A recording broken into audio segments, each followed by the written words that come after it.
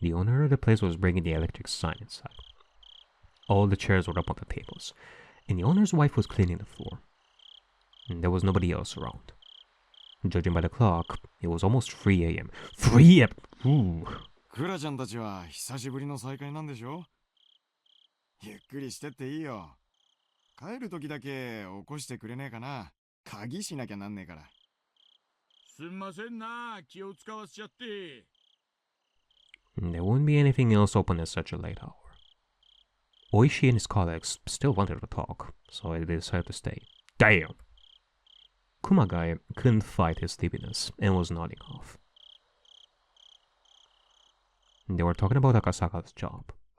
Akasaka works at the department specializing in public safety. Oishi and the others were interested in all his stories of danger and bravery. それで、実はこちらに来たら、フルでリカという少女に会いたいと思っていたんです。フルでリカって、フルデ家の忘れがたみのリカちゃまですか？忘れがたみということは、彼女の両親は？ Yeah, I guess it doesn't know yet. Rika Furude had predicted that there would be an incident in Hinamizawa every year for the following 5 years. Her parents, according to her, were supposed to be killed on the third year running. ねえ、あれはお社様のたたりの3年目ですから。昭和56年ですかね。Yep. フルデ夫妻がちょいと引っかかる形でお亡くなりになりまして、赤坂さんがhinamizawa沢に行かれてからちょうど3年後の話です。3年後。私がhinamizawa沢を訪れてから3年後の6月のことなんですか？ねえ、そうです。どうしました？何か気にかかることでも？ Akasaka shut his eyes tightly to chase away the alcohol in his brain and tried to remember the girl's prediction. Yep. Now it clicks for Akasaka more and more that, oh shit, Rika truly is able to predict such things with accuracy. Like,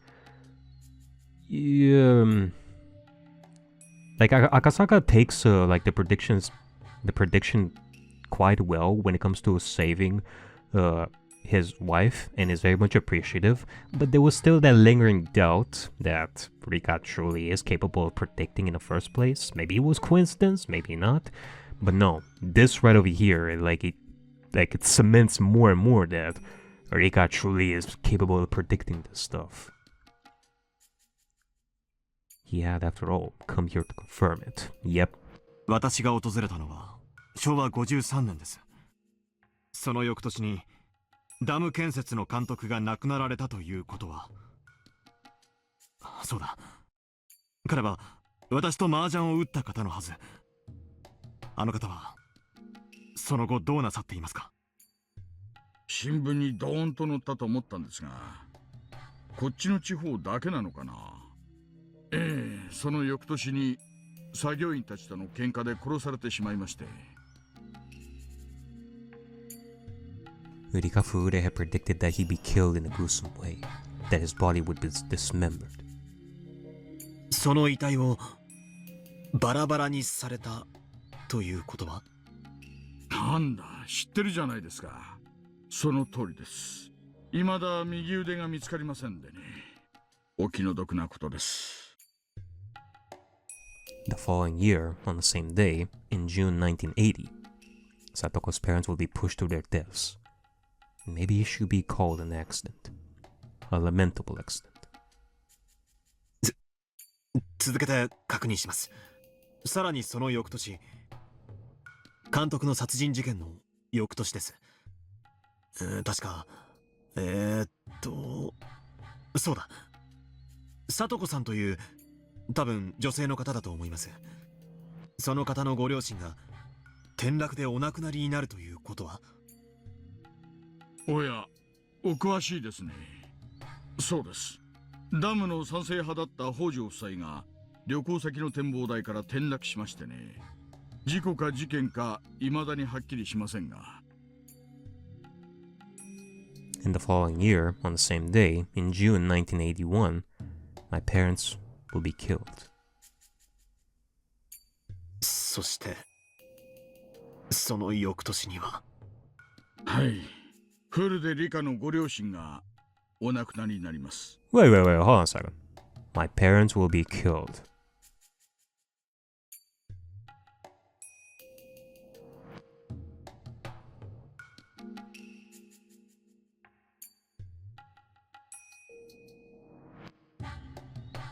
Wait, why? This made me think that this is Rika's perspective. Why is it my parents will be killed? Is this Akasaka narrating or what? Rika Furude had predicted that there would be an incident in Hinamizawa every year for the following 5 years. Her parents, according... Yeah, so this is Akasaka narrating this stuff. And the following year, my parents will be killed. What? The fuck? ですが、どうもこいつも今一つ腑に落ちない事件でしてね。お前さん、随分とお社様のたたり関係に詳しいの。この事件、地元の圧力であまり公にされとらんはずなんだが。なんてことだ。だが、いくらお前さんでも次の年は無理だろうの。I get to think that that was a mistake in writing. It wasn't supposed to be written, my parents will be killed. It was supposed to be, her parents will be killed. Ryokishi, you do realize that I had some moments in the past where I would mistake who narrates this sort of stuff. No, don't make it more complicated by me because of your mistake. 何しろ、4年目から秘匿捜査指定がかかっとる。いえ、多分わかります。And the following year, on the same day, in June 1982, Satoko's mean aunt will die. Her head will be smashed in. その翌年ですから、つまり昨年です。先ほどの聡子さんの叔母にあたる方が頭部撲殺のような形で殺されてはいませんか？そうです。赤坂さん、どうしてそんなことまでご存知なんですか？多分私はさらにその翌年に殺される人物も知っています。Damn. Okay. So I guess you're gonna put it straight on the table right here. Are you gonna talk to Oishi about how Rika has predicted all this? Because you believe it, no doubt about that. But like it's kind of interesting how Akasaka is gonna handle like this. Like, is he gonna keep it a secret that he has been that Rika has told Akasaka about all these predictions, or is he simply gonna say all this? Like, is he gonna tell the Oishi straight away that, oh, Rika has predicted all this and she's predicting her own death? I mean, it surely helps to be a little bit straight. I think that we need some straightness right over here.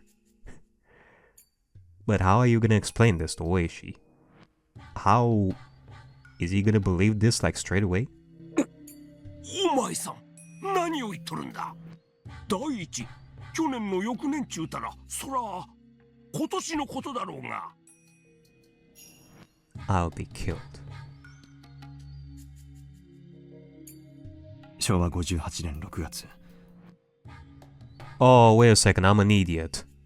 I think what was said right over here, my parents will be killed. These are the words of Rika from when she was talking to Akasaka like years ago. This isn't Akasaka narrating his own words. These are the words that were repeated, that he is repeating, that Rika has said in her prediction like years ago. Similar fashion to here. I'll be killed. Said by Rika. Okay, so it wasn't a mistake. It was me not realizing that Akasaka was thinking of Rika's words during those times. My bad. In which case, no mistake on your part, Ryukishi. つまり今月です。フルでリカが殺されます。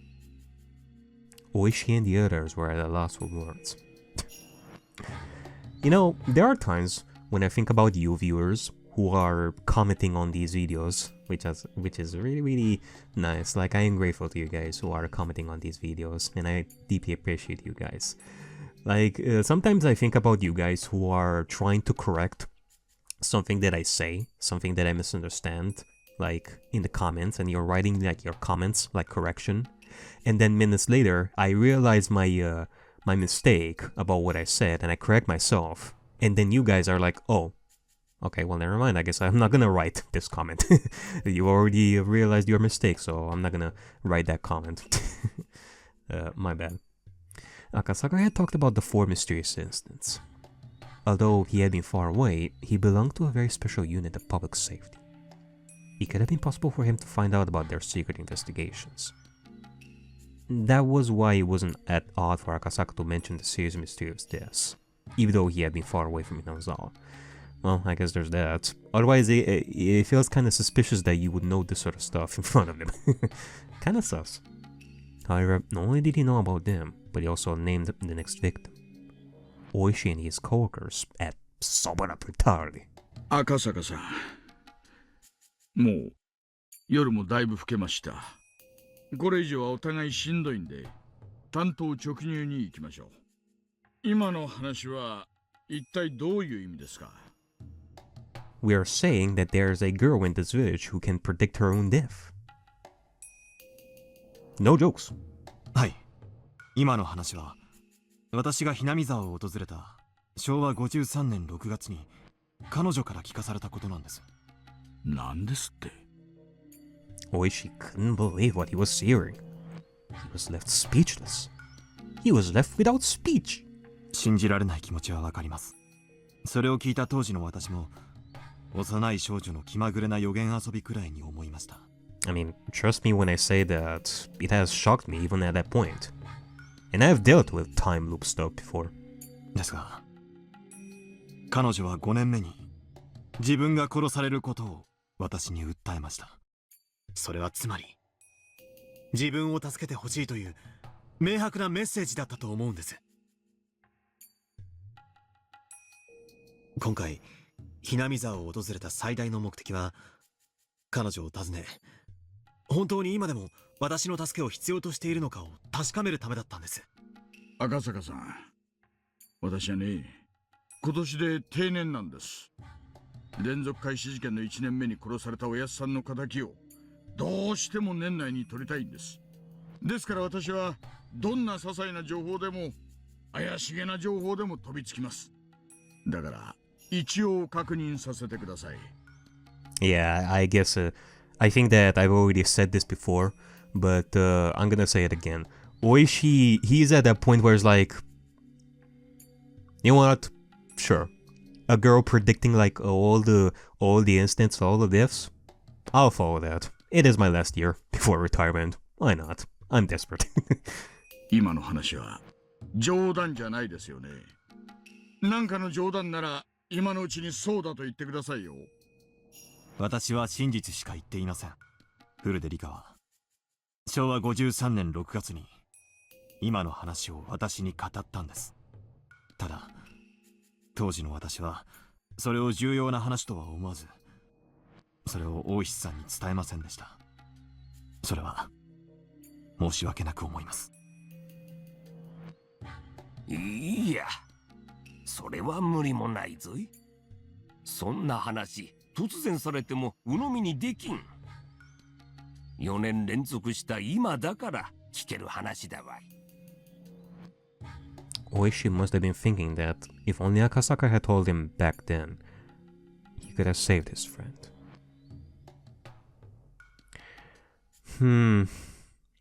Like, it is a matter of how much Oishi would be able to believe such a supernatural thing of predicting their deaths. Because if he were to believe it, there is no doubt that there would be a little bit of anger inside Oishi that Akasaka knew all this all along and that has never told because of the manager's death. That maybe if Akasaka were to tell this like earlier, Oishi would have done something to save the manager, maybe? I don't know. I guess it kind of depends how Oishi's gonna react to this. But what the old man from Horizons just said was right too. Oishi wouldn't have believed him back then. True. And his friend would have died anyway. And Oishi would have been left with regret at not being able to do anything. In fact, it may have been that if Oishi was told by Akasaka earlier, Oishi would have been in similar fashion in that same state as Akasaka, that Oishi should have listened to that prediction, but he wouldn't have listened to the prediction, and Oishi would have been left in that same state of regret of not falling on that prediction of saving the manager, in similar fashion to how Akasaka has not followed up on the prediction of the village's death and Rika's death, like in the future. So, そうですね。いえ、すみませんでした。しかし、フルでリカがどうして。今の雛見沢の状況は私も詳しくありません。一応当時の新聞でダム計画の無期凍結が決定されたというのは読みました。ですからダム戦争は終わって平穏な生活を取り戻していると信じていたのですが。ダム戦争は確かに終わった。だがな、その翌年からな、通称お社様のたたりと呼ばれる連続開始事件が毎年起こるようになってな。その詳細についてはまさにお前さんが今言った通りの内容なんだわい。どうやら私は彼女に大変な何かを託されたような気がしてきました。大石さん、ズバリお尋ねします。今年フルでリカが殺されるのはあり得る流れだと思いますか？フルデ夫妻はダム戦争当時消極的だったことを理由に後ろ指を刺されていたという話があります。それで3年目のたたりにあったというのが定説です。その流れから言えばフルデリカ殺しはあり得るんですね。Oishi nodded slowly. 明日フルでリカに接触を試みるつもりです。どうやら彼女に直接話を聞くしかないようですからね。赤坂さん、それ私もご一緒させてくれませんか？フルでリカの話はどうやら私にとっても重要なものになりそうです。こりゃお前さん、なんともとんでもない土産を持ってきてくれたもんだの。わしもちょいと面白くなってきたぜ。煙に巻かれたまま終わると思ってた怪事件が解けるのに立ち会えるとは思わなんだ。You know, I like it that the Oishi and the forensic investigator are leaning on believing this sort of stuff. You also gotta keep in mind that these guys have been drinking like the entire night. So there is that there is that belief that they have because they are tipsy and they're gonna believe this sort of stuff. And I love that during all this conversation, Kumagai has been nodding off. He has not listened to this conversation like whatsoever. So when he wakes up in the morning and Oishi is gonna tell him like what they were talking about, Kumagai is like, "Eh? The fuck?" しかし疑問もありますね。どうしてこんな重要な話を私だけに打ち明けたのでしょう。 Because she believes in you. Because you are her knight in shining armor. 助けを求めるなら東京から出張してきた私ではなく地元警察のはずなのですが。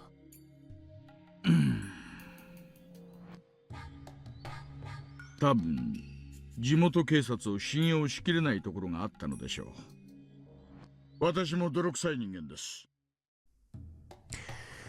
Well, there is that whole new wind for the village that has been talked about before, about how someone like Keiichi would be able to bring new wind to the village that could help greatly.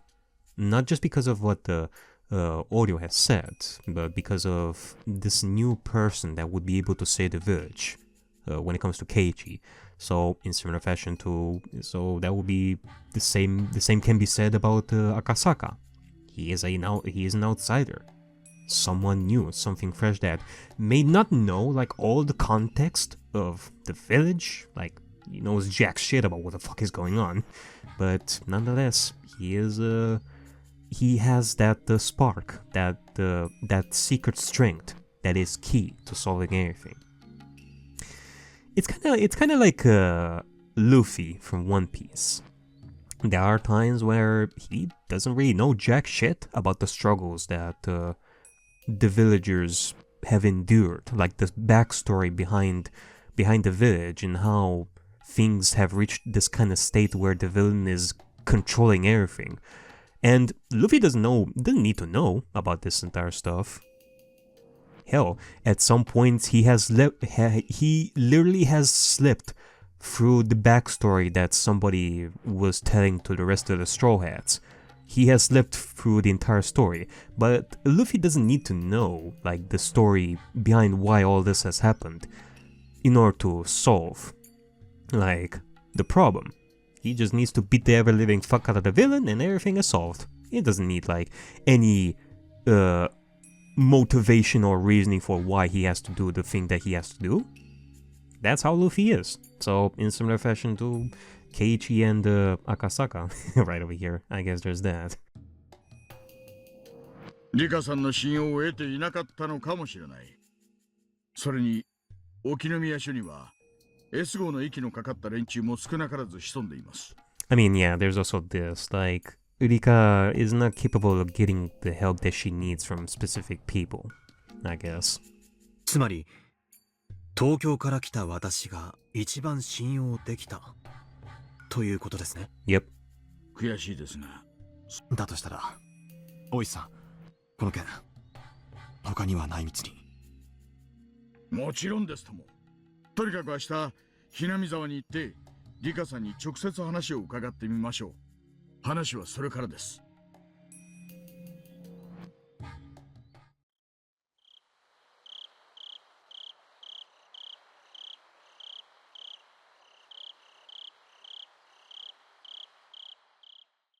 信じられないわ。でも、それが真実なのね。It was in the middle of the night. Only the sounds of insects and Satoko's snoring could be heard. Rika was sitting by her favorite window. そうなのです。リカを殺すのは高野なのです。I mean, thank God. You know, thank God that Hanyu actually tells Rika about Takano being the killer. Because it easily could have been that case where Hanyu knows, but it is Rika herself who has to remember. Otherwise, things are gonna... No.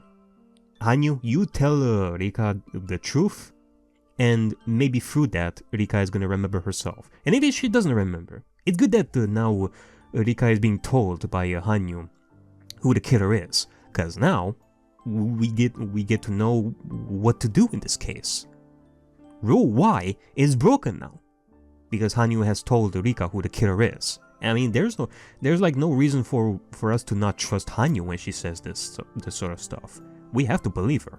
僕もリカもはっきりと見ましたのです。リカは高野の顔を目に焼き付けようと、意識のあるままにお腹を裂かれてもなお歯を食いしばってその顔を見ていたのです。嫌な死に方ね。毎回記憶に残ってなかったの。でもなんとなくわかる。高野の好みそうな殺し方だもの。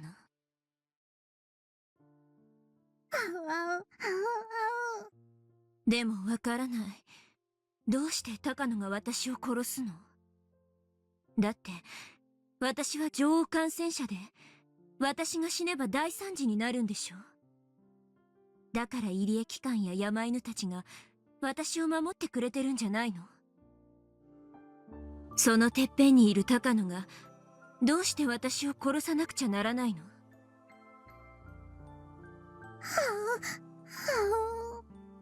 ごめん。意味のない質問ね。高野が私を殺す。それが真実なのであって、その動機なんか大した問題じゃないものね。しかし、だとしても、よりによって、なぜ高野なの？ Although she just said the motive didn't matter, Rika went back to the same question. The reason why Takano was protecting the Queen Carrier wasn't because she wanted to prevent the rest of Hinamizawa from developing the syndrome. it was because the Queen Carrier was an extremely valuable subject of her research. Then, considering that value, why did she kill the Queen Carrier with her own 2 hands? I mean, here's the thing. Me, the observer, the reader, knows Takano's backstory, and we can think of the reasonings and such, the motivations behind why she's doing all this. But Rika doesn't know.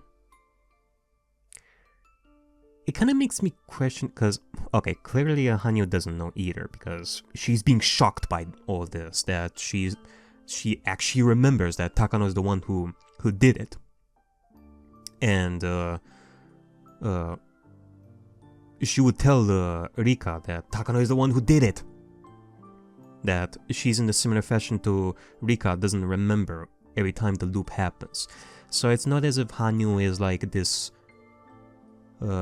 omniscient being who is able to see everything, like even more than Rika does. Ben Castell would. Like, she is capable, like, this witch being is capable of seeing all these fragments, including Takano's backstory, but Hanyu and Rika do not. So, how are they gonna be able to learn about this stuff? Yeah. 敵はタカの一人なの? Because I get the feeling that, like, is it gonna be important? Like, do we actually need, like, well, not we, but do the kids need to learn Takano's motivation in order to stop her? Well, I mean, they have to learn about the people behind this destruction. Like, they have to. Yeah, you know, I guess this is a similar question to what I had before. Like, even if Rika and Hanyu were to know who's the one responsible behind this, how are they going to be able to stop this? Like, we're literally talking about like a organization with military trained soldiers with guns like everywhere, and they're just a bunch of children right over here. Like, how are they going to be able to do this? 山犬の人たちも敵でした。入江が敵かは分かりませんでしたが、多分敵じゃなかったと思いますです。He is not. 高野と山犬が敵？冗談じゃない。私たち小娘がどう立ち向かえって言うの？無理よ。奇跡でも起きない限り、あんな奴らに私たちが勝てるわけがない。しかも綿流しは次の日曜日。私が殺されるのは22日。あと1週間ってところ。そのわずかな時間でどう戦うの？高野を金属バットで闇討ちにでもしてみる？ I mean, okay. In response to what I was thinking of right here, I mean, that's why we need someone like Akasaka. He has the police force in his hands, so we at least got that. 意味ないわ。高野は所詮連中の一人。高野一人を返り討ちにしたって山犬たちに取り囲まれておしまいよ。どうすればいいのよ。どうすれば。そんなの僕だってわからないのです。でも今までは何度繰り返したって敵の名前だってわからなかったじゃないですか。 Indeed. We gotta think positively. At least now we know who our enemy is. I mean, hell, we've broken Rule Y, so that should be important. それをやっと掴んだのです。やれることがあるはずなんです。 And this was the first time in a long time that Hanyu had spoken so positively. Rika was startled for a moment and realized that she was losing her cool. She took a deep breath and tried to calm herself down. She was still confused that Takano was the culprit. Rika had always thought of Takano as her ally. There were, after all, many reasons why Takano should treat her well. Rika couldn't even think of one reason why Takano would want to kill her. Still, Takano was always thinking about bizarre things. There was no guarantee that a crazy idea of hers couldn't become a motive. ということは、富武は殺されてる。つまり、富武は味方？ Yeah, basically. 多分味方だと思いますです。そうですよ、リカ。富武に相談すればいいのです。Takano was accompanied by the Mountain Dogs because of an organization named Tokyo. So could Eureka ask for help only from someone affiliated with that organization? In that case, Tomitake was the only one she could talk to about the issue. Although, Irie might also be worth having a talk with. But then, that was why she needed to know. She needed to know why Takano wanted to kill her. Unless she could explain that, they probably wouldn't even believe her. Besides, Tomitake was in love with Takano. He wouldn't doubt her so easily. Irie seemed to be keeping a little distance from Takano. He might be a little more inclined to believe. But as someone who was simply a doctor, he knew little about Tokyo. He might end up being useless to Rika. Then, should she call the police? No way. Definitely no way. There was no way they would believe her. If she were to make a call and say that a strange organization named Tokyo was trying to kill her, they would think she was crazy. Then, what could she do? How could she save herself? The scariest people in Hinamizawa were coming to kill her. How could she run from them? How could she fight them? How? How? If she had remembered the scene of Takano killing her, then she wouldn't have been so confused. Because seeing is believing. But she didn't remember. And this was just what Hanyu was telling her. She didn't want Takano to be her enemy. This was a truth she didn't want to accept. So she was tempted to just say that this was all simply Hanyu's delusion. 落ち着くのです、リカ。前の世界で僕たちは学んだはずなのです。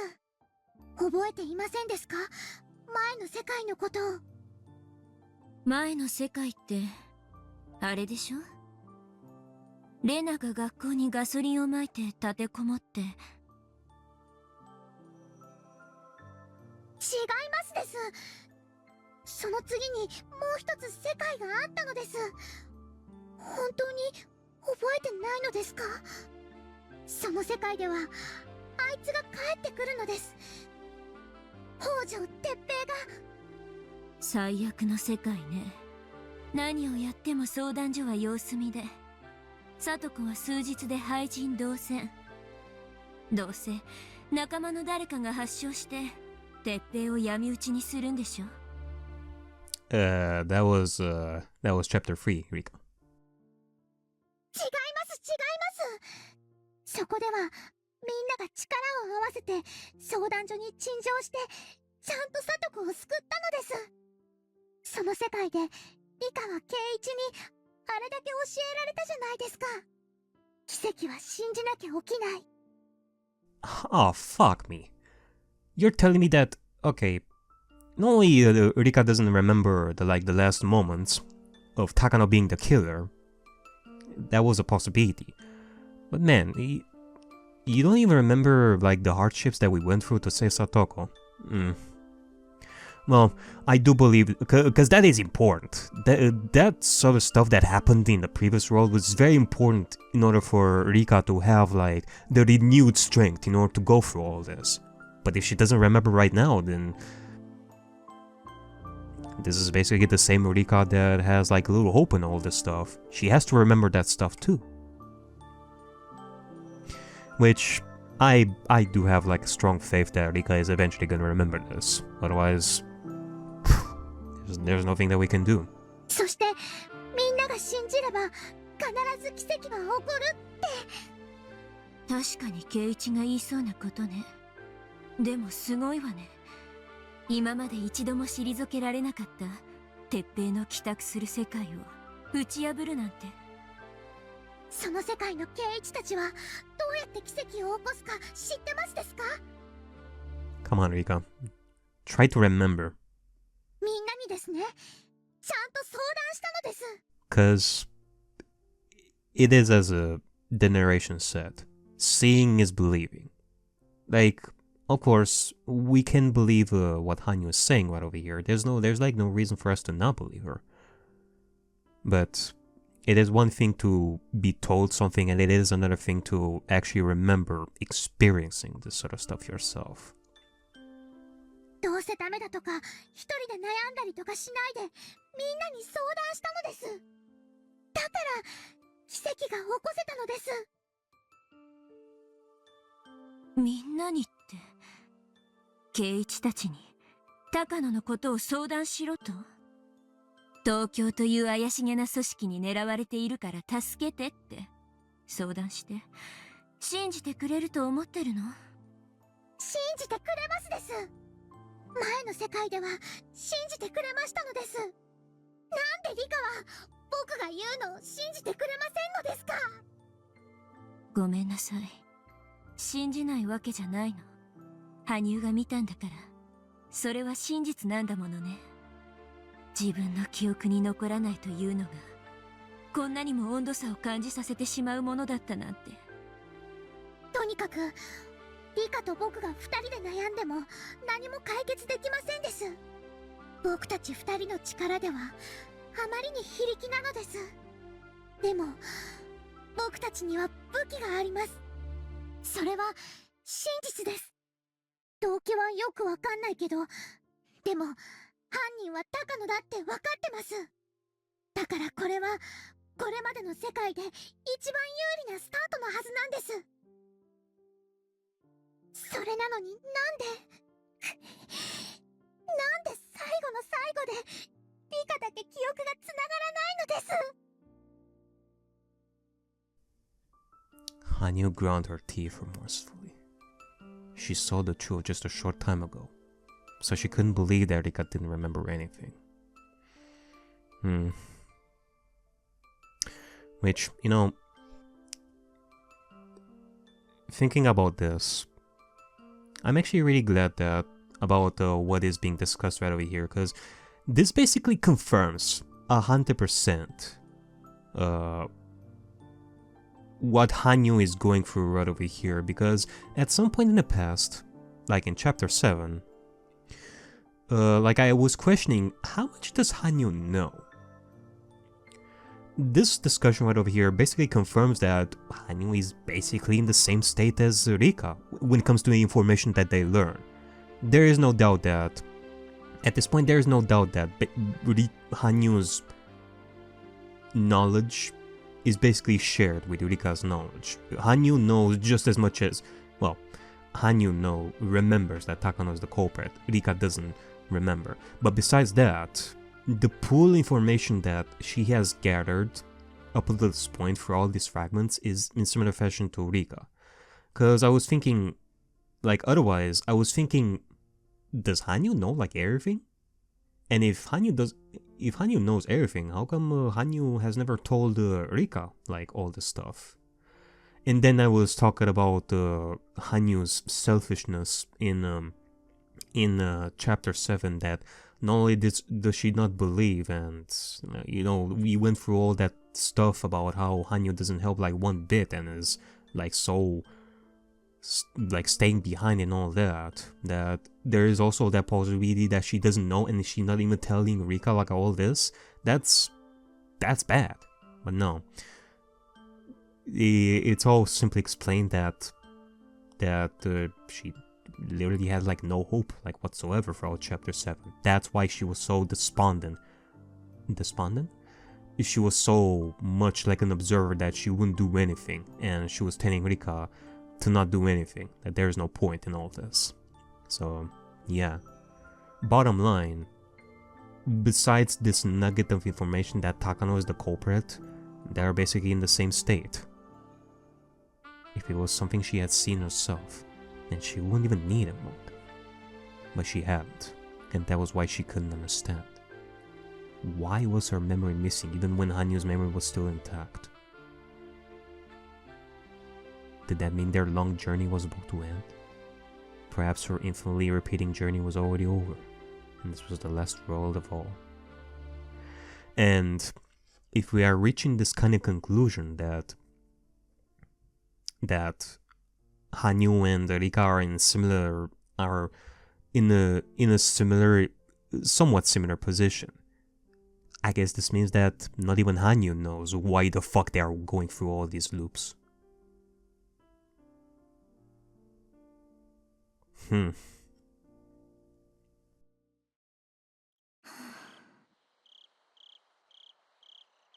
羽生がみんなにも見えて、しかも転校までしてくるなんて、なんだか変な世界だなとは思ってたけど、どうやらここはとびっきりおかしな世界みたいね。おかしくも何もありません。ただ最後の世界なだけなのです。僕はその最後の世界でみんなと力を合わせるためにやってきました。僕はここでは傍観者じゃない。Yeah, that's right. リカのみんなの仲間で味方なのです。そういえばそうね。あんた傍観者をやめたのね。In that sense, I'm loving this dynamic right over here that Rika in chapter 7 was the one who eventually has grown to be so hopeful, like with time, with all the miracles that we have achieved in chapter 7, to a point where she believed that we could do this as long as we all work together. And Hanyu is like one of the last ones to not believe in this. And now it's the complete opposite. Hanyu is the one who has to make Rika believe in all this, like reach that state again. 僕はもう傷つくことを恐れて舞台に上がらないなんて嫌なのです。それを恐れずにみんなと信じる。だから奇跡が起こせる。これは昭和58年6月をかけたゲームの世界なのです。戦っているのはリカとタカノ。期限までにリカが敵を倒せないと自動的に負けになる。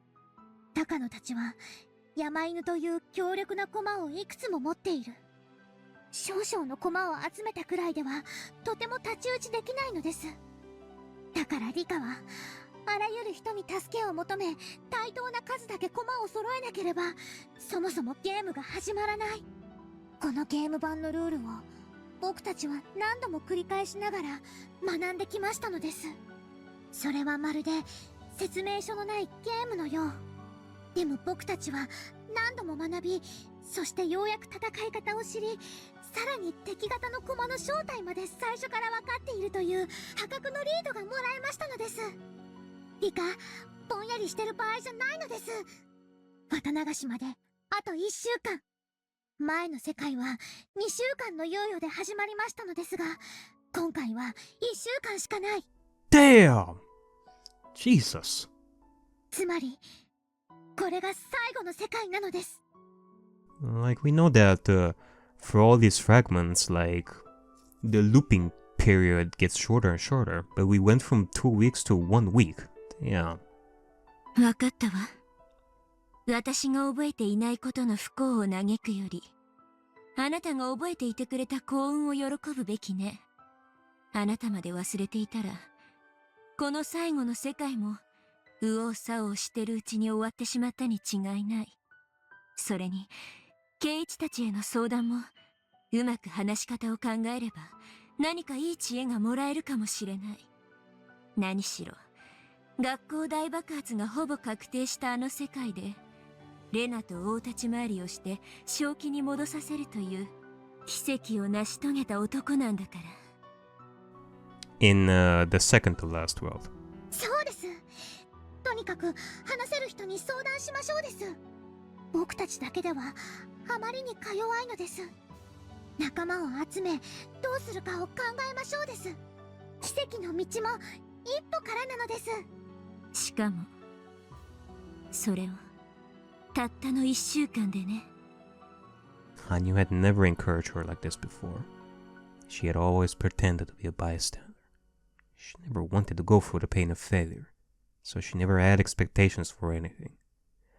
but now she was trying to intervene in this world so passionately and proactively. According to Hanyu, there had been another world after the one in which Britain occupied the school. Apparently, Keiichiri inspired her in that world. Rika had nothing to lose. She had to talk to whoever she thought she could trust. And whether she tried or not, she had only a very short time left. She decided to do whatever she possibly could until that time arrived. She would never again act like it was cool to sip wine pretending to be a witch as the end closed upon her.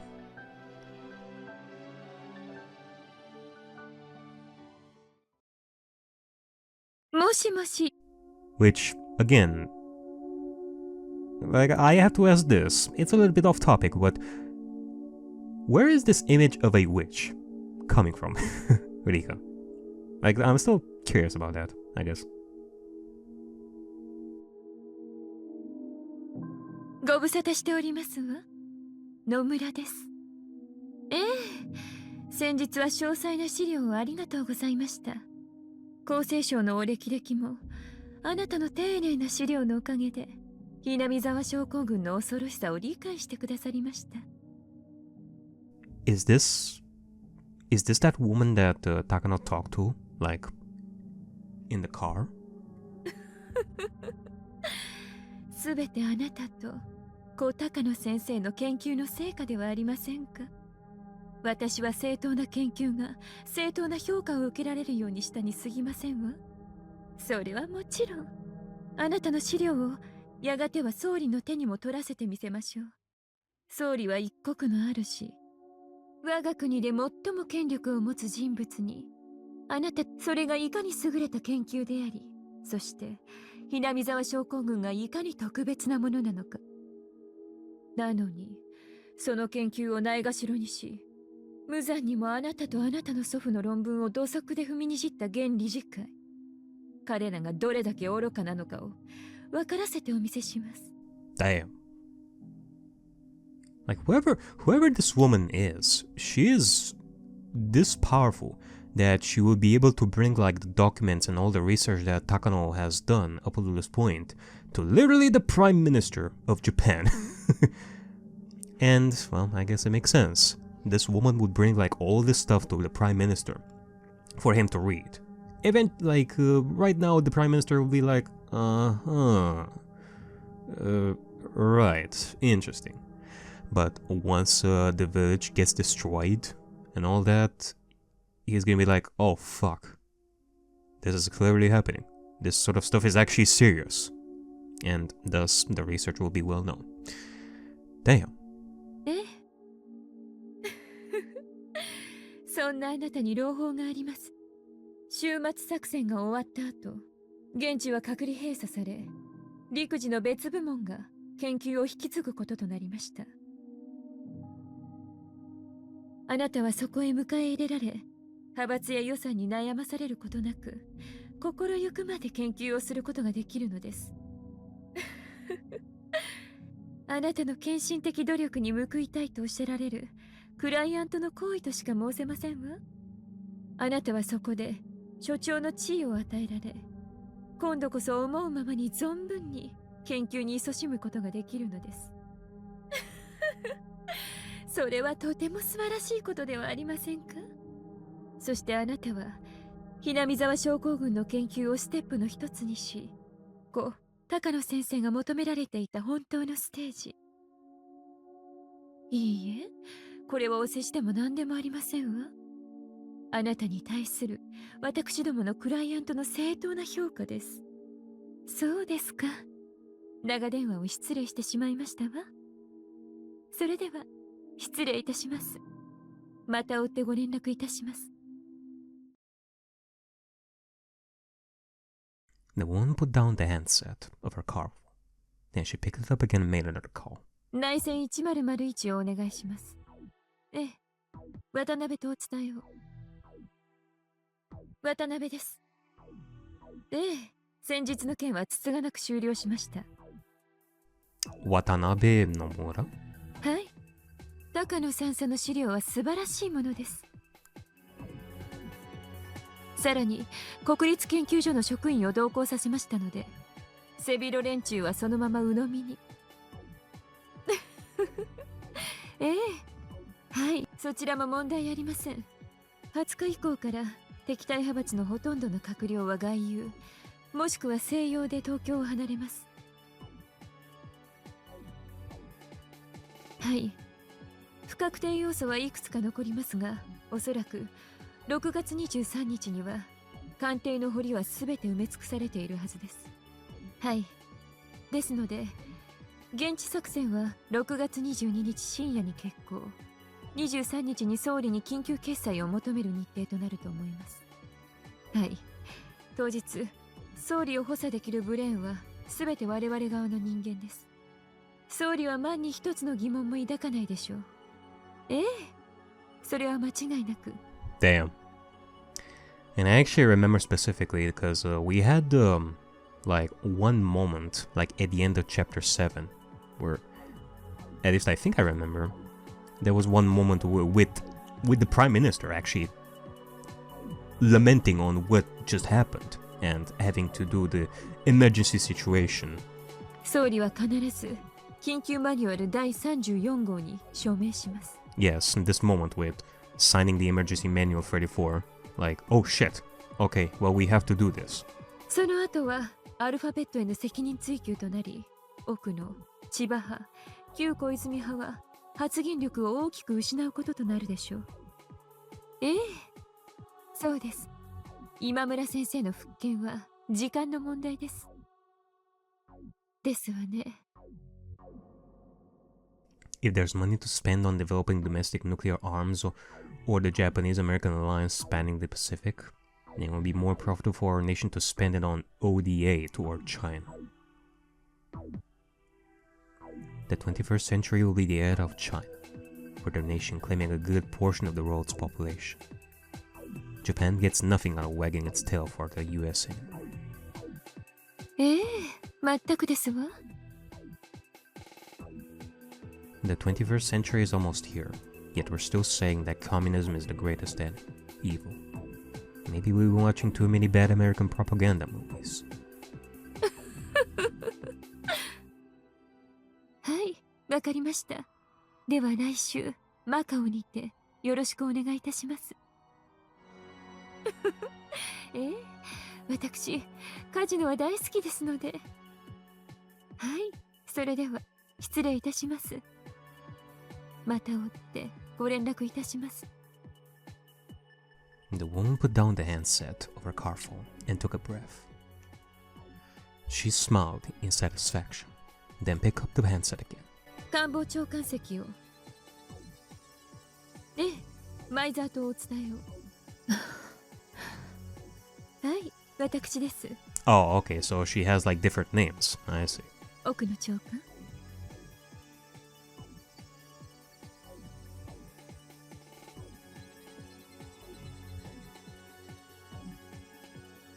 Whew. Okay.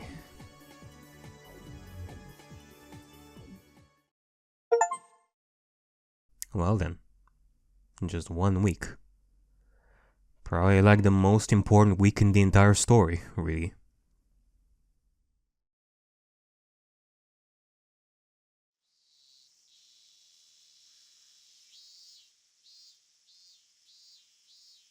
What? どうしたんですの？なんだか今朝のリカは様子がおかしいですわね。そうですか？どうおかしく見えますですか？うまく言えませんけど、なんだかこう、大人びて見えると言いますか。I don't know why. I'm imagining like an alternative, like an alternate version of this scene where Rika would just meet with Satoko, run like quickly to Satoko, grab her by the shoulders, shake her, and be like, "Satoko, this is bad news. I know what is going on. The village is going to be destroyed. Takano is the culprit." That sort of stuff. I don't know why. リカは大人なのですよ。 Yeah, I guess so. Rika has to be mature. She has to do this with tact. 羽生、今日は茶化すのはなしにして。さとこもごめん。今日はふざけるのはなしにしてね。そういう気分じゃないの。今からあと1週間くらいね。Satoko gave me a perplexed look. Maybe she thought I didn't feel well. I want to talk to Keiichi and the others, including Satoko, but I don't know how or where to begin. We all like to joke around a lot, so they might not take me seriously. How can I get them to understand the danger I'm in? Yeah, that's a good question. 先生、おはようございますですわ。あら、監督もですわね。おはようございますですわ。はい、おはようございます。さとこちゃんにリカさん。おやおや。頭にメイドさんのカチューシャがありませんね。校則違反です。お仕置きお仕置き。入江先生、学校でそういうのはやめてください。監督、Okay. リカが朝から体調が悪いみたいなんですの。ちょっと様子を見てあげてほしいのですわ。She's acting funny again. She's talking like a witch. With that deep voice of hers. おや、どうなさいましたか？風邪ですか？ Yeah, again. Like, I wonder what goes through the mind of the kids when Rika starts talking like with that deep voice and all that, like mature voice. Whenever she does that, like out of nowhere. Like, what are their thoughts on that? Maybe I can talk to him more directly. If I keep thinking about it, I'll still be thinking at the end of the day. Maybe I'll start with him. Hanyu nodded, as if saying that was a good idea. さとこさとこ、圭一が来る前にお席にいたずらをしましょうです。Damn! Hanyu is partaking in the pranking? Sheesh. いたずらじゃありませんわよ。より優雅にトラップとお呼びなさいませですわよ。羽生さんに対圭一さんトラップの妙義を伝授して差し上げますわ。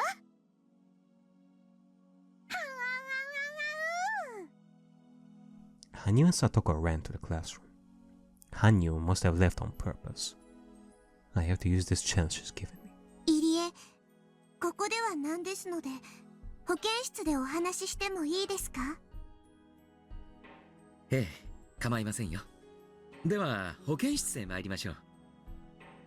Irie probably thinks I'm going to talk to him about Hinamizawa's syndrome, so he agreed to go somewhere people couldn't hear. If there's any change in my physical condition, it could be a sign of something very serious. Even if it's just a simple cold, Irie is very concerned about my health. どうしたんですか？どこか体調でも悪いんですか？入江、妙な話をしますけど、ふざけないで聞いてほしいのです。Oh wait, here it comes. As kids would say it these days, it's time to lock in, because this is gonna be a long one. とてもとても真剣な話なのです。I gave Irie the sternest look I've ever shown him as I spoke. Irie usually acts like an idiot, but he can be an adult when he needs to be. Seeing the expression on my face, Irie started to look more grave himself. I mean, we're literally gonna have to convince Irie that Takano is gonna be doing some bad stuff. Now, how long it will take for us to convince Irie to help us against Takano, more importantly, convince him that Takano is doing this sort of stuff and all that? Well, luckily it's not as if Irie and Takano have been best friends or anything like that. Neither have they been like childhood friends or anything like that. Takano has convinced Irie to do some stuff in the past. Some stuff that he likes, like, you know, the dissection and such, but it's not as if Irie sees Takano as this saintly person that he admires.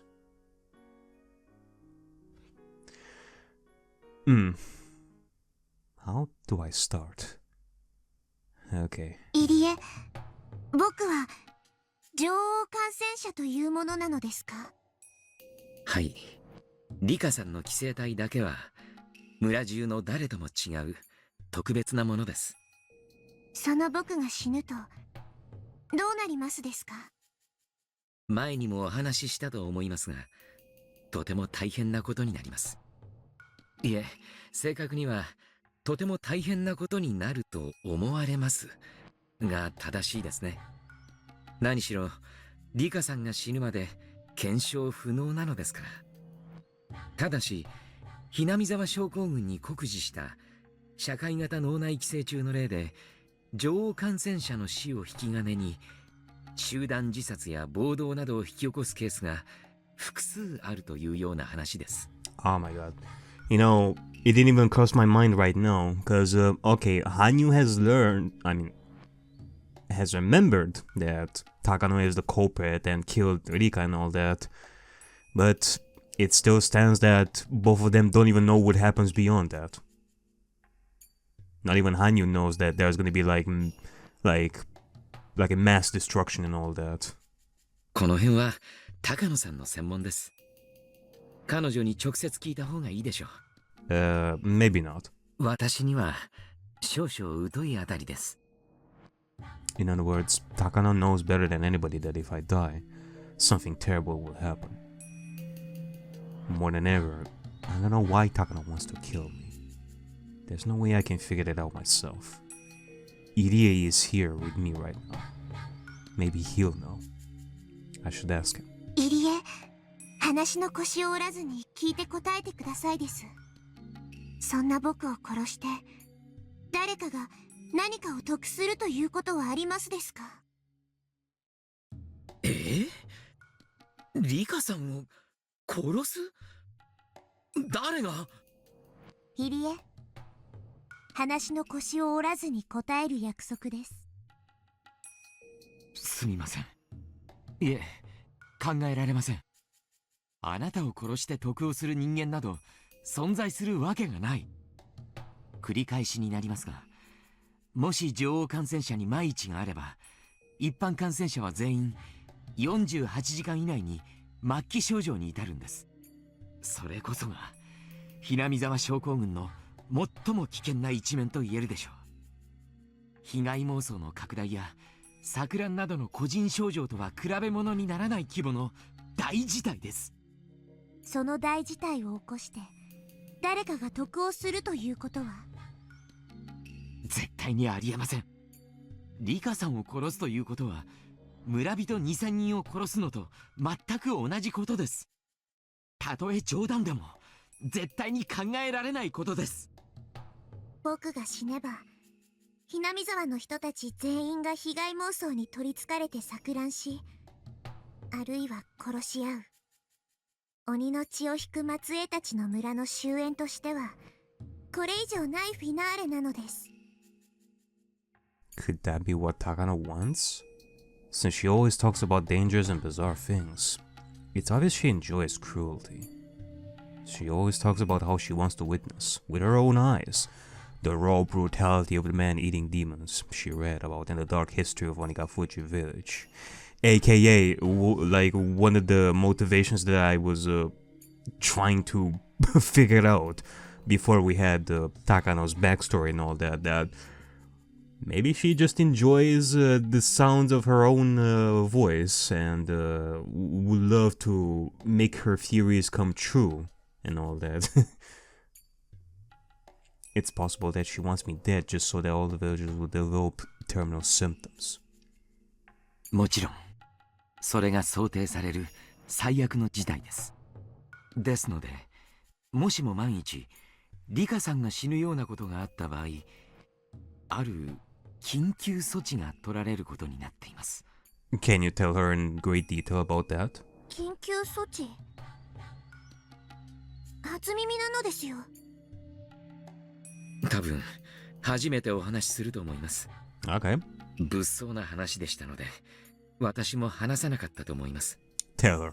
入江機関にとってHinamizawa症候群治療の中での最優先事項は女王感染者の保護です。ですが万一女王感染者が死亡し、感染者全員の急性発症が見込まれた場合、それを未然に防ぐ緊急措置が取られることになっています。That's understandable. If all 2,000 villagers were to go insane, there would be no guarantee that the devastation would remain within the village. Obviously, it's a good idea to be prepared for the worst case scenario. 非常時用の緊急マニュアルというものが存在しまして、その中で最も危険度の高い事態、つまりリカさんが死んだ場合に適用されるものが緊急マニュアル第34号というものです。Go figure. It is literally called 34. Yeah. それが適用されると No. 何か起こるの？ Jesus, Rika. 村人が錯乱する前に全員を処分するという恐ろしい内容です。Like this switch. Like this switch in her voice just comes and goes just like that. Sometimes it still surprises me. 具体的には自衛隊の緊急時専門の部隊がHinamizawaを封鎖して毒ガスか何かで皆殺しにしてしまうのだそうです。それも初耳ね。すみませんでした。私もあまり好きな話ではなかったもので。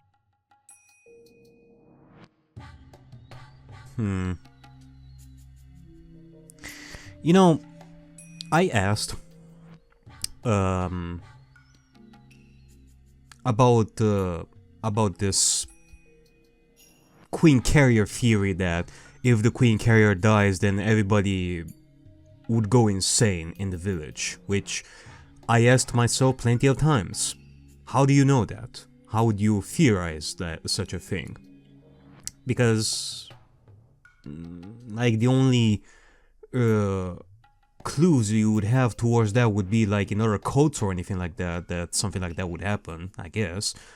But there's also the added fact that it never really happened. We've seen chapter 2 and 5 specifically that that's not something that happens if Rika dies. So I don't believe in that sort of stuff. But now that I'm thinking about it, we are talking about Hinamizawa syndrome. A syndrome, a disease that literally makes somebody go insane and would kill somebody. Usually this sort of stuff that they're dealing with, like Irie and Takano and all that, they're dealing with this sort of stuff on an individual case. But you cannot deny that one possibility, that one chance that a lot of people could go insane at the same time. Because of what? We don't know. But there is the possibility. If one person can go insane, what is going to happen if a lot of people can go insane? And because of that, they need these emergency manuals. Now, the idea that all of the villagers would go insane and kill each other and thus we would need like emergency manual, it's very extreme, but it is a good thing that they have thought about such a thing, because otherwise, what would happen then? Everybody would kill each other, and more importantly, the survivors in terminal stages would just go outside Hinamizawa and just end up going to Okinomiya and kill people, like innocent people, like worst case scenario. That would be pretty bad, so on some level I can understand such a emergency manual existing in the first place. Now, this being the conclusion of the Queen Carrier dying, I do not believe that, but the possibility of such a thing ever happening in the first place, you gotta think about that sort of stuff. This disaster only takes place after I die. I had no idea that something like this occurs every single time. Or rather, I'm the cause. If the enemy is capable of erasing an entire village, then killing a little girl like me won't be a problem at all. Hanyu is telling me to just talk to everyone. But can I really stand against an opponent like that? Anyway, the existence of this emergency manual changes everything. Takano's model no longer makes sense. I thought her goal was for all the villagers to go mad and slaughter each other like demons. But according to what Irie said, that won't even happen. The villagers will be all killed before it does. True. I get the feeling that, well, we know Takano's motivations, but let's just go back to the times when we didn't know. Like, who knows, maybe the motivation would have been something like Takano having the revenge on the villagers. She could have just killed Rika and then just ended there. Just let the villagers kill each other. I feel like that would have been a more satisfying thing for Takano if she wanted some sick twisted revenge against the villagers. Although using the emergency manual to poison like all 2000 villagers, it is a safe way of destroying the village in the first place, so I guess it kinda depends there. I'm not Takano, so I cannot be sure. But I don't think that would be fun for her. Yeah, like that's the thing. It's not as fun, like especially given Takano's twisted personality when it comes to learning about this sort of occult stuff and how she enjoys the sounds of her own voice whenever she tells stories about demons and such. It's she is kind of like that. So this emergency manual, only in some aspect, it's kind of boring in a way. It doesn't make sense to kill me for that purpose, especially since we've known each other for such a long time. 高野と山犬が私を殺すというのはあり得ること。バカな。絶対にありえないことです。いや、それどころか高野さんはリカさんの保護に一番気を使っていますし、山犬の最大の任務の一つはあなたの護衛です。You know what?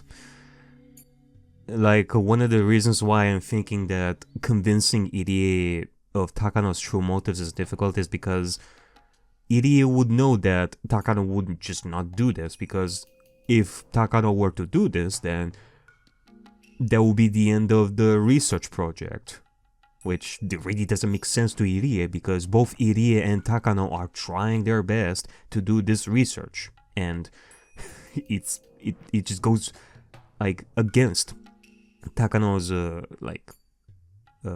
priority to save the village in Irie's eyes. そんなことは絶対にありえない。入江、それでもなお高野が私を殺すとしたら、どんな動機が考えられる？考えられません。女王感染者の危険性について一番知っているのが彼女なのですから。それにご存知でしょう？彼女はHinamizawa症候群の研究に並外れた情熱を注いでいます。あなたを殺してしまうことはその情熱と矛盾する行為です。Exactly what I was thinking. でも入江、Hinamizawa症候群は確か3年以内だかに撲滅される計画になっているんでしょう。撲滅というのは症候群を滅ぼしてしまうこと。研究を続けたい彼女の情熱にとってそれはどうなの？それは私にとってHinamizawa症候群は治療すべき対象ですが、高野さんにとっては研究素材なんです。Okay. Well, in that case, think about it this way, Irie. If you were to get rid of the disease in this span of time, wouldn't it be detrimental to Takano when it comes to researching like this sort of stuff in the first place? I mean, it would be pretty bad, wouldn't it? 実際彼女は3カ年計画には強く反対していて、研究の無期延長について理事会に進言するために単身上京したとまで聞いています。Damn, she even said it like to you personally that I am against eradicating the disease that destroys people's lives. Damn. Like, if you were to hear such a word coming from a doctor who is researching a disease, that's insanity. もっとも、それは失敗に終わったそうですが。つまり、高野はもっと研究を続けたいのに、Hinamizawa症候群は3年以内に撲滅されてしまい、高野は研究対象を失ってしまう。そういう言い方もできるかもしれません。I think I see something here. The A.k.a. Institute isn't a small organization. It's being managed by a lot of people and it receives a great deal of funding. Illegal funding. And that's the only way they can even research the syndrome. So if the A.k.a. Institute is planning to put an end to the research within 3 years, there really isn't much Takano can do about it. どうせ終わらせられてしまう研究なら、最後に盛大にひっくり返してやりたいとか。バカな。そんなことあってはならないことです。でも入江も高野の性分は知っているでしょ。あいつならやりかねない。あいつなら私を殺しかねないってあるんじゃない？ありえない。ありえません。そんな恐ろしいことは絶対に。I feel like I'm starting to see Takano's motive, but it seems like there must be more. After all, the project will continue for at least 3 additional years. It's possible that during those 3 years, Takano's request will be approved, and their research will get an extension. In other words, the research is guaranteed to continue for a minimum of 3 more years. Given those 3 years, why is she so desperate now? Besides, I'm always killed in June 1983. The date may change a bit, but the month won't. That must be the result of her strong willpower. It would be one thing if their research was being terminated immediately. She still has 3 years, yet she's already getting desperate. Her motive is too weak. True.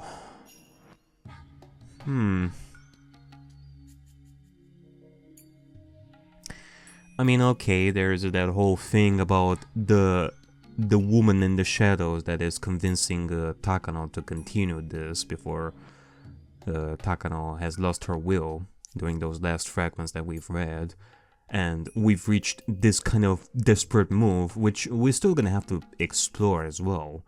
We haven't really explored why Takano is reaching this kind of conclusion, and we are learning that this may also be influenced by that woman that we barely know anything about.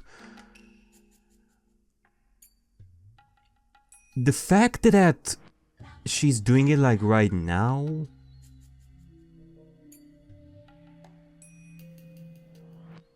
I don't know, it's she must be possessed with a strong conviction that it has to be June 1983. After that, no matter how I questioned Irie, he kept repeating that there was no way Takano would kill me, so I didn't see how he could be of any more help. However, if I'm able to explain Takano's motive, then I think he will be my ally. It's more so that Takano is really convinced 100% that there's no way for any extension. There is no way for any means of bringing the research back up into the highlight of the organization. So, like, there is no beating that deadline. It has to be 3 years. Like, in her eyes, there is no, like, no matter what she's gonna do in these 3 years, there's no way to extend that. So this is the only solution, apparently. But for now, I think this is all I can do with him. I'm going to talk to Tomitake too.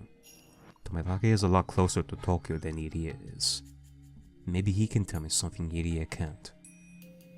I hope I can learn some important things from him too. Enough to convince him that Takano has a strong enough motive to kill me. Tomitake should be visiting Hinamizawa around this time. He spends a lot of time with Takano, but he often takes walks by himself to enjoy photographing birds too. I'll try finding him when he's not with Takano, and talking to him then. Although, Tomitake does have strong feelings towards Takano. I'm worried he won't listen to me as seriously as Irie did. ありがとうでした。僕は教室に戻りますです。何か高野のことで分かったら僕に教えてくださいです。リカさん、どうして高野さんがあなたの命を狙っているなんて思うんですか？まさか急性発症？ Oh fuck. Well, that's a bad case right over here. Rika is definitely not affected by like the syndrome in that way, but Irie is gonna start believing that, oh shit, like she's in a terminal stage. She's gonna think that people are trying to kill her. Not because we're trying to solve this, but he thinks it's because of the syndrome that Irika is talking the way she is right now. それを疑うなら、今簡易検査をしてみる。 True, we could do the test like right now. I said some terrible things out of the blue, so I don't blame him for becoming suspicious. However, thanks to the rapid diagnostic test Irie had developed at this point, it was easy to prove with a syringe. Okay, well there you go. I just had to submit to the needle to show that I haven't developed terminal symptoms. The results were negative, of course. 高野さんがなんてありえない。ありえない。 Maybe now Irie believes that there's a possibility that Takano is trying to kill me. I left the nurse's office. I hope Irie will grow curious about Takano and try to find out something about her. It is a first step, unless Irie is gonna die by by Takano because of his curiosity, which we cannot afford that anymore. Like, we cannot afford people getting killed anymore. We gotta keep as many people alive as possible because this is it. This is the last run. どうですか、リカ。何か収穫はありましたのですか？あったといえばあったし、微妙なとこね。でも、いくつか面白いことが分かったわ。一つは、入江機関が3カ年計画で、Hinamizawa症候群を撲滅させようとしていること。これは研究を続けたい高野にとって不愉快なこと。彼女は単身上京し、東京の連中に研究の継続を訴えたけど、退けられたんだとか。これがきっかけで、何か自暴自棄になるようなことがあるかもしれない。もう一つが面白いの。緊急マニュアル第34号とかいう物騒なやつよ。私が死ぬとそれが執行されて、この村は丸ごと毒ガスで抹殺されるそうなのよ。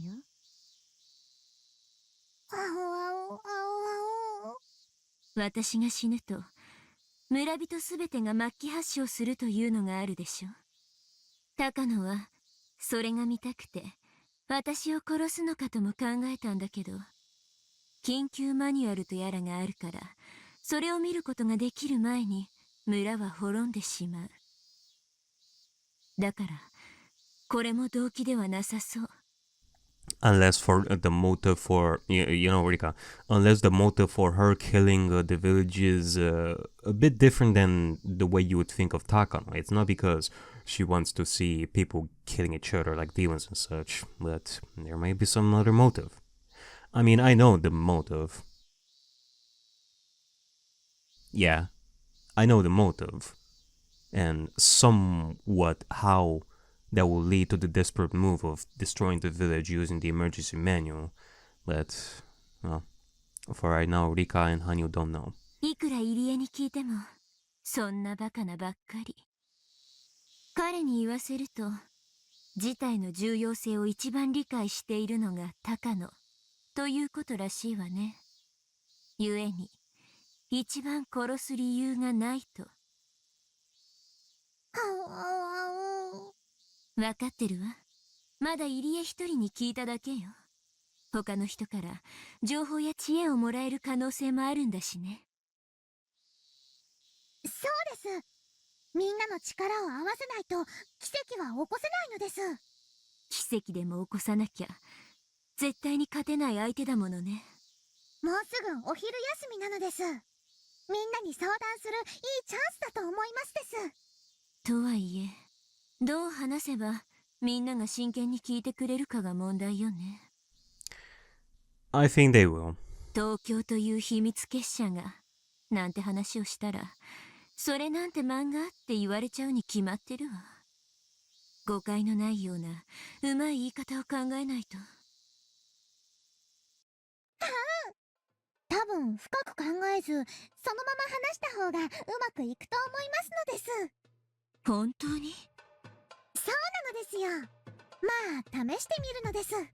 僕が言うような言い方をすれば、茶化さず聞いてくれるどころか、ものすごく真剣に相談に乗ってくれると思いますです。In the way you'll teach her? I'm still not sure, but Hanya seems very confident. Hanya has spent her life observing various people. She had never talked to Mion directly before this life, but she knows her better than I do.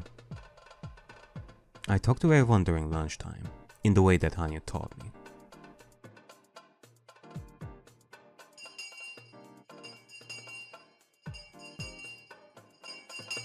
Mm-hmm. そりゃ面白いね。それではあ、リカちゃんすごいね。そんなのよく思いつく。だよな。意外な才能にちょっと驚きだぜ。確かにもうちょい煮詰めりゃ結構面白い漫画が描けそうだ。私は呆れましてよ。今朝から調子が悪そうなんで、どんな悩み事があるかと思ったら、そういうことならまずは胃の一番にこの私に相談遊ばせね。みんなとても頼もしいですよ。頼もしいわね。物は言いようなのね。おじさんこう見えてもサークル申し込みからネームに下書き、ペン入れに本に背景に社食に構成入稿出版頒布にサポートまで全部できるからね。私に相談したのは実にナイスだよ。I'm confused. What is going on here?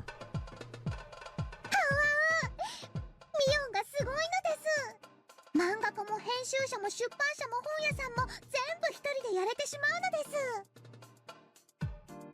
す。へえ、うちの親父もそんなこと言ってるぜ。そういう全部自前でやるのって流行りなのか？レナはそんなことよりみーちゃんのジャンルが気になるかな。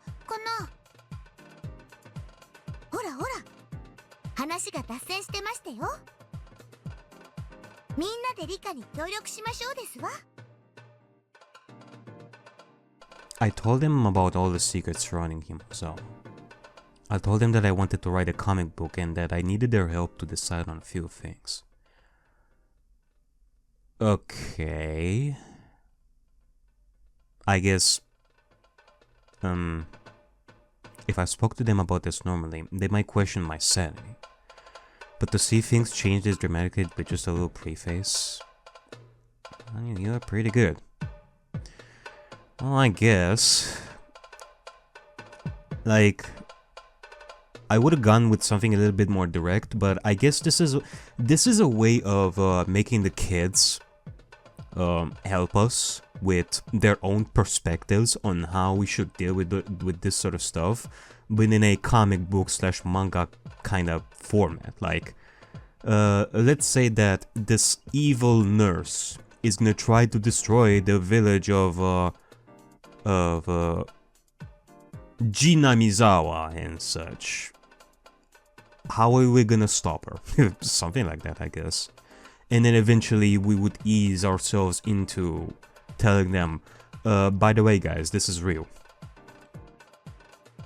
何しろよ、女王感染者が死ぬとその緊急措置が発動になって村が丸々全滅させられてしまうっていうのが最大のポイントだよな。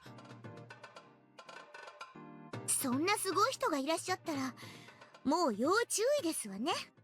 豆腐の角に頭でもぶつけられたらそれだけで村が全滅ですもの。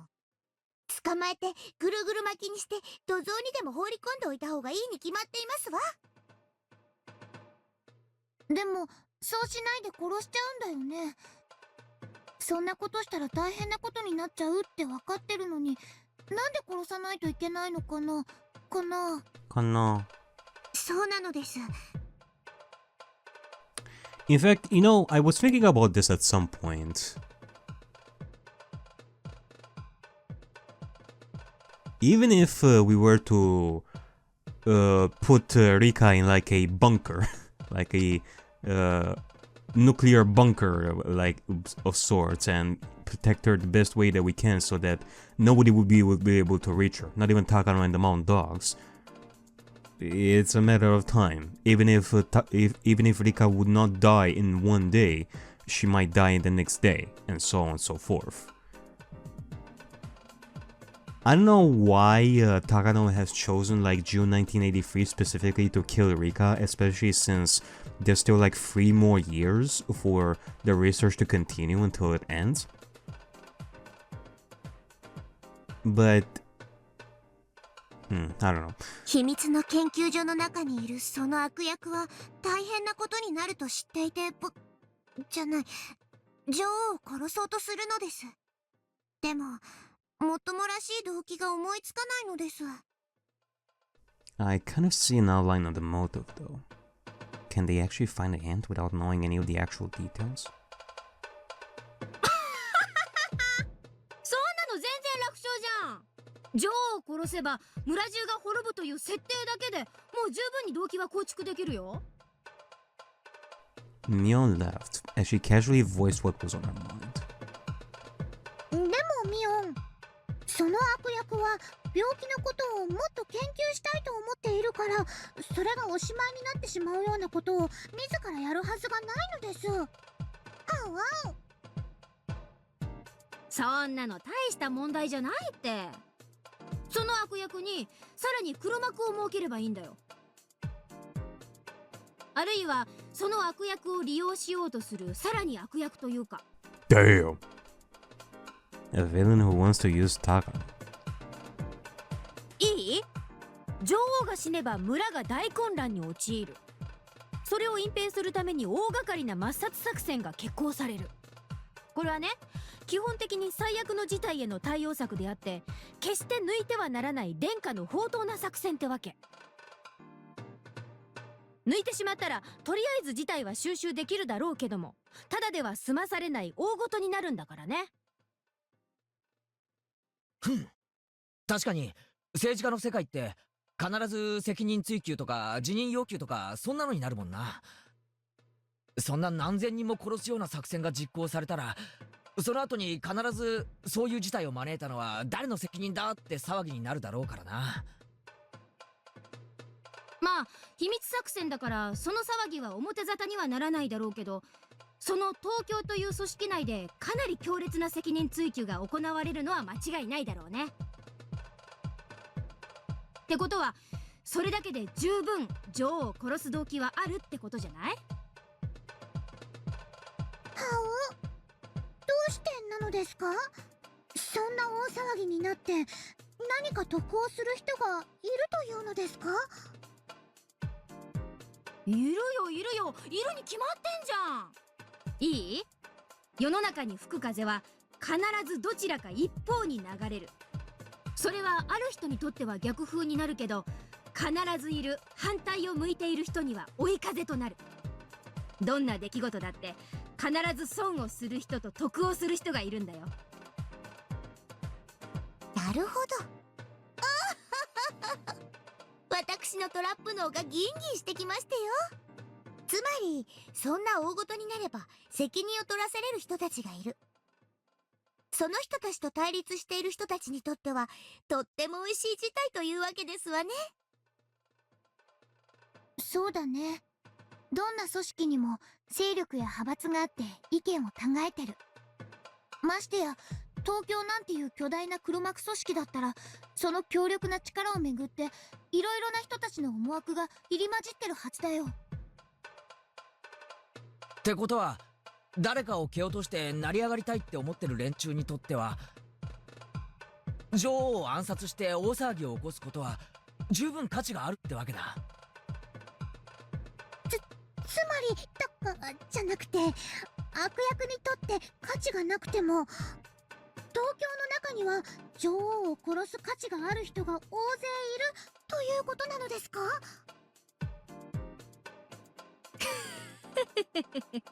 そういうことよ。ああ、でね、秘密研究所の悪役はこういう設定にするの。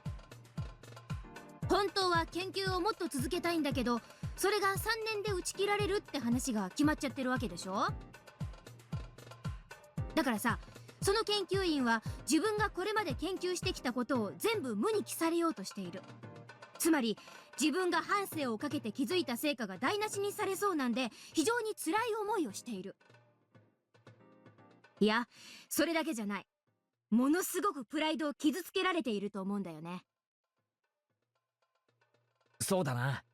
その悪役が半生をかけるに値すると信じた研究が上位の組織に認められず、3年でおしまいにしろなんて言われたら、自分の人生を否定されたように思うだろうからな。それはきっと辛いだろうね。自分の積み重ねてきたものを全て否定されるのはきっと傷つくね。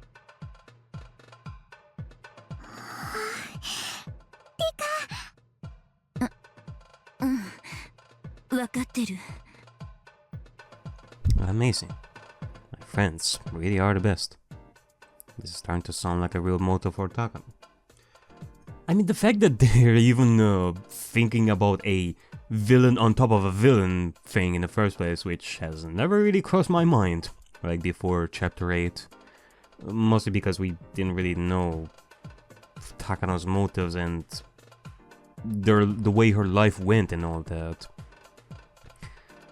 It never really crossed my mind that someone like, what was her name? Like Nomura would exist to kind of puppeteer Takano for whatever motive she has. So the fact that these kids are even talking about this is kind of insane. となると、その悪役はどういう行動に出るのでしょうか？そりゃあ最初にやるのは陳情だろうね。研究を中止しろと言った東京に、自分が研究している奇病はこんなにも重要で興味深い。Yep. だから研究中止を撤回してくれと訴えるだろうね。まあそれでさ、あっさり東京が「はい了解、研究続行、予算も増やします」って言っちゃったら漫画にならないよね。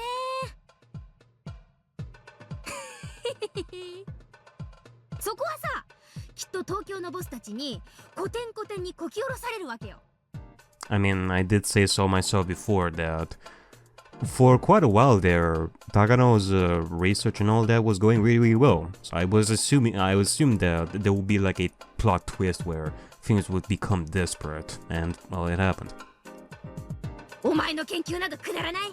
こんな予算の無駄遣いの研究などとっととやめてしまえってひどいことを言われちゃうわけよ。Idiot told me Takano had gone to Tokyo to request an extension on their research. He also said that her request was denied. Yeah, true, so it checks out. 自分の人生をかけた研究を否定されたら、その怒りは凄まじいですわよ。となれば、やることは2つしかないですわ。さとこ、それは何？決まってるじゃねえか。泣き寝入りか復讐だろ。Keiichi and Satoko gave each other a 5-5. まあそこで泣き寝入りじゃ面白くないよね。となればさ、誰よりも慈しみ研究してきたその悪役研究員はさ、他の人の手で自分の研究成果が破棄されるくらいなら、せめて自分の手でなんて自暴自棄なことも考え始めるわけよ。Believing she should at least end it herself rather than letting someone else end it for her. Damn.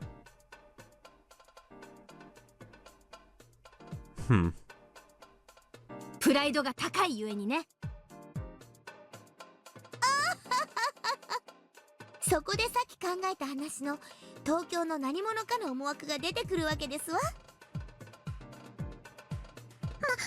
まさか村が大ごとになれば誰かが責任を取らされ、誰かが得をするというさっきの話なのですか？まさにそれですわ。悪役の研究員は研究の生涯を否定されて落ち込んでいる。それをうまく焚きつければ自分の手を汚さずに村は大惨事。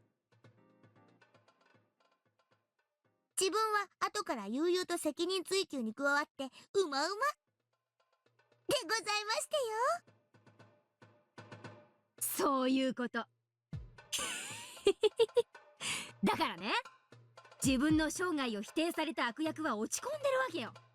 そこへ東京の中で誰かを蹴落として出世を目論む若き幹部がさ、その悪役に工作員を派遣して籠絡するわけよ。自分の存在を否定されて落ち込んでるんでしょ。ならその研究を私は信じてるよ、頑張ってなんて励まされたら簡単に籠絡されちゃうかもしれないね。プライドが高い人ほど脆いものだから。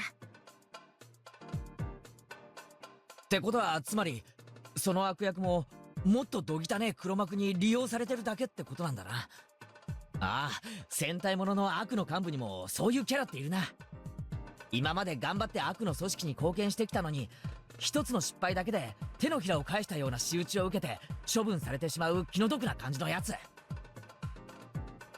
というかこのトラップにおいては実行役の悪役研究員の始末は絶対でございましてよ。黒幕にとっては生かしておく価値がありませんもの。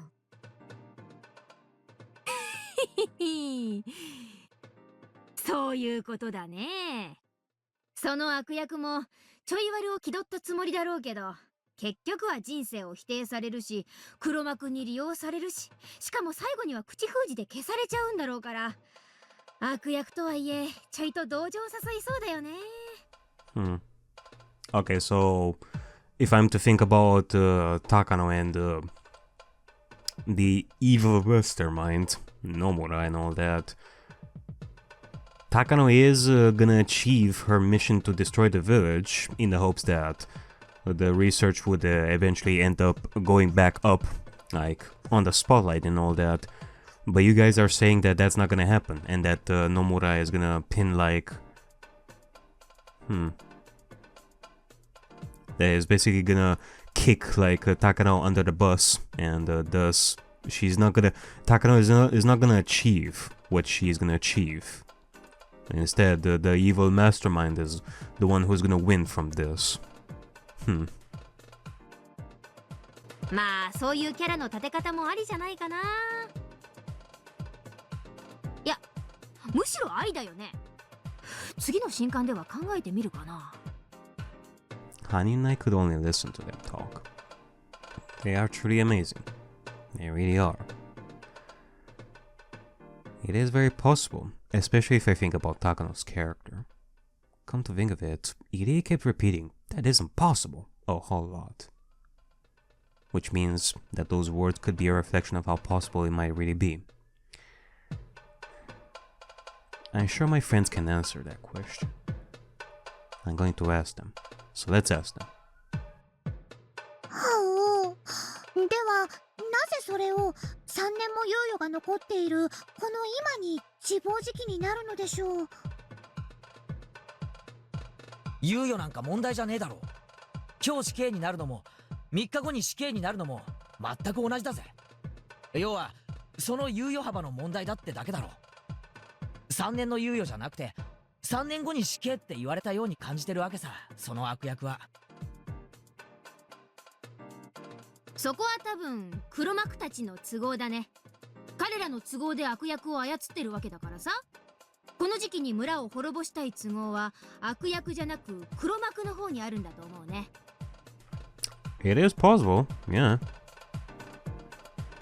It could be that Nomura is the one who is desperate that like the mission needs to be done like right now instead of next month or something. 何しろこれだけの大作戦なんだからさ、起こしたら成功以外はありえない。成功させる鍵は女王の暗殺だけじゃないよ。暗殺後緊急マニュアルの執行をトップに決断させなきゃならない。他にも作戦後の責任追及についての事前準備とか、いやいや、この作戦で一番ダメージが与えられる効果的な時期とかね。そういうのを測った上で3年の猶予を余した今大作戦を実行させるんじゃないのかい？結局その悪役は何から何まで利用されて、しかも最後はトカゲの悪役とはいえ気の毒なやつだぜ。なるほど。は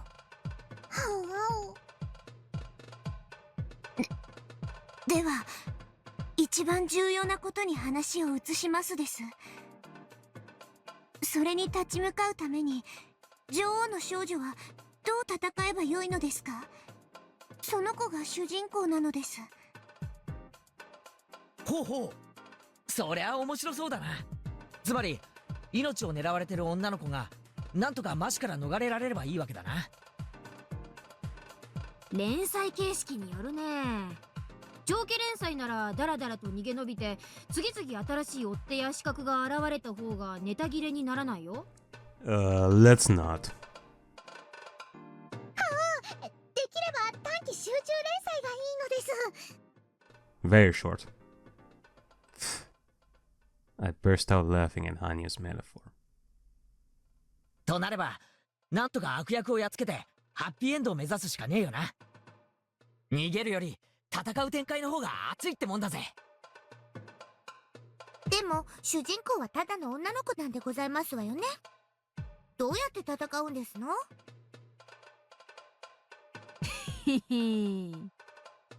？Urika, I really think you should have taken on some like martial arts, like in the span of the 100 years that you've achieved. Granted, your body is not gonna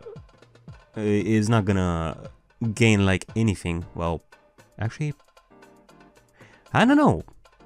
Would physically your body like change? At the very least, your mind would. You would have like better reflexes.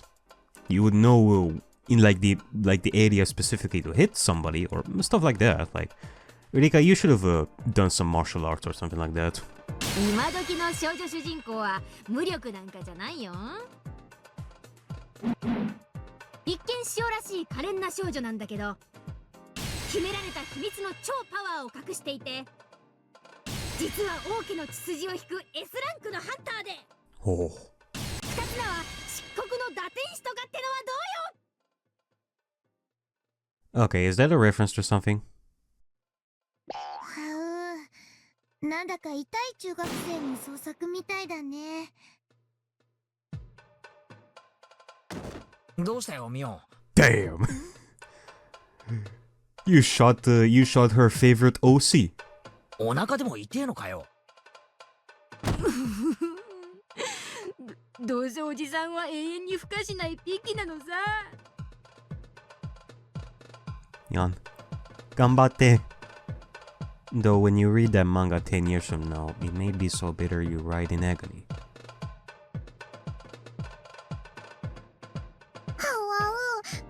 ミオンが何を言ってるかよくわかりませんが、とにかく主人公の少女はか弱くて特別な必殺技とかはないのです。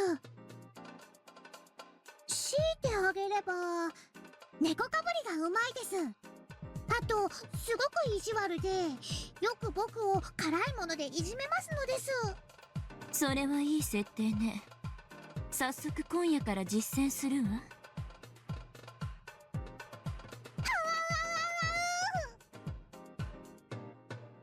なるほど、等身大の主人公だってことは分かったぜ。 Are we gonna start shoving spicy food down our enemies' throats? でもその主人公がこの陰謀に打ち勝つストーリーってのはこりゃ難しいな。無理無理、絶対に無理。最低でも武器全般が扱えて無線技術にヘリの操縦くらいはできないと勝てるわけない。さもなきゃ某国の軍事顧問団に特訓を受けたサバイバル技術のプロとかね。ジャングルに潜り込めばわずかの武器とトラップだけで敵部隊を丸々混乱させられるくらいのやつとか。その主人公にミオンとサトコが友達だったなら、それで解決の気がしますのです。あ？おじさん？そりゃおじさんがいりゃ話は変わってくるね。私はあらゆる戦闘技術、指揮技術がランク S。加えてこの村がその漫画の舞台だってんなら土地勘もランク S だしね。さらに里子を敵に回すってのはなお致命的だよ。She got traps. ねえ。その悪役がどんな秘密部隊を従えてるか知りませんけど、私のトラップ技術の前には物の数ではありませんでしたよ。Jesus.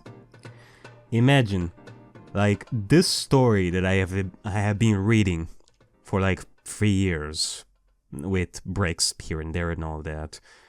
Like, these 8 chapters, like the longest story that I probably read in my entire life up until this point. It is gonna end in a Home Alone kind of plot. その主人公がどんな敵に追いかけられましても、私と一緒に裏山へ籠城してくだされば指一本触れさせませんわ。うん。里子と裏山に籠城すれば、攻め手側は裏山を丸ごとえぐるくらいの艦砲射撃に、ハノイクラスの重爆撃は最低限必要だね。そこまでやってからの裏山突入でも、なお手痛い損害を被るだろうね。しかも作戦指示はあたし。まあ攻め手側には硫黄島上陸船クラスの損害を覚悟してもらうことになるだろうね。ねえ佐藤子。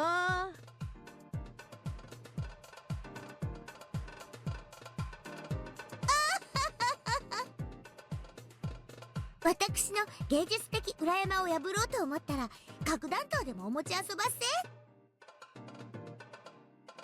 確かに里子の裏山はすごいですが、本当に山犬悪役の手下たちをやっつけられるでしょうか。相手は荒ごとのプロなのですよ。奇襲とトラップってのはね、相手が誰であっても非常に効果があるんだよ。ベトナム戦争がいい例でしょ。世界最強の米軍が最高の装備で挑んだのに、あの密林には通用しなかった。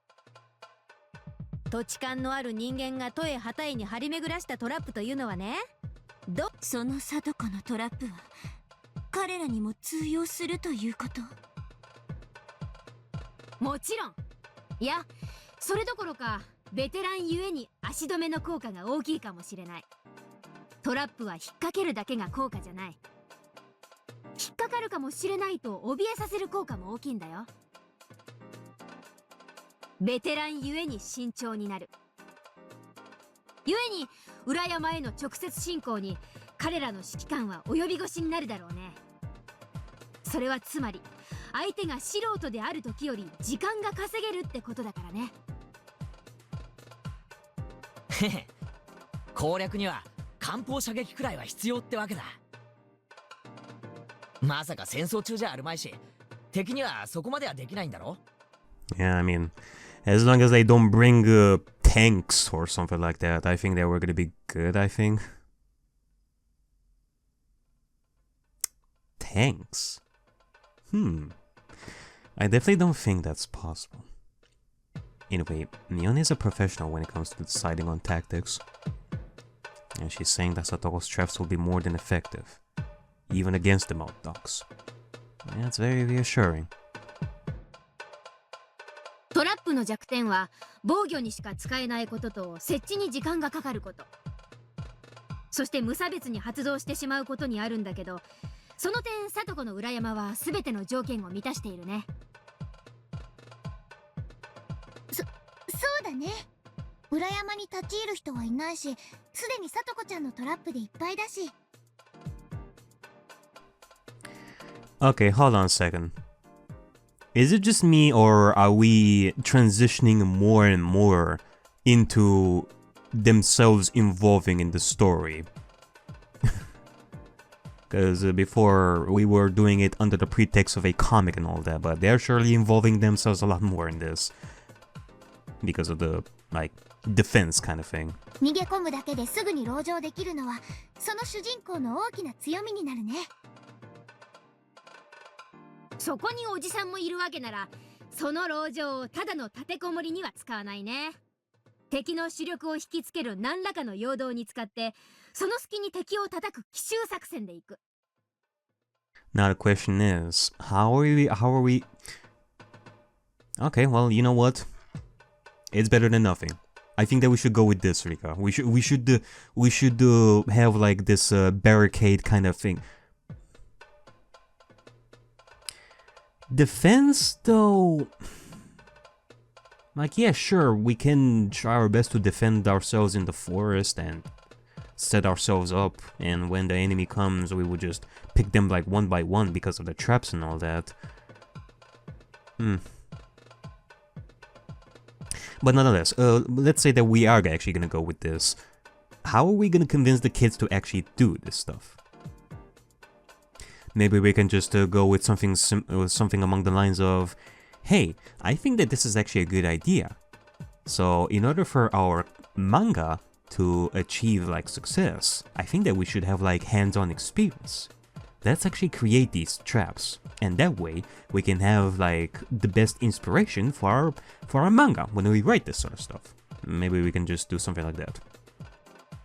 敵を深く誘い、手薄になったところを背後から叩くのは迎撃反撃戦術の初歩だよ。Man, imagine this sort of scenario. This will probably be like the funniest thing ever.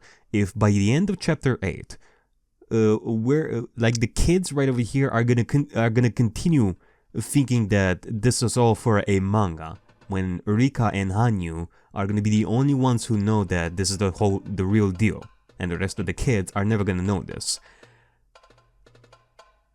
I don't think that's actually gonna happen. I don't think that's it would be hilarious. That would be like a spin-off kind of thing. But I think that eventually they're gonna learn. They're gonna wise up to this whole thing.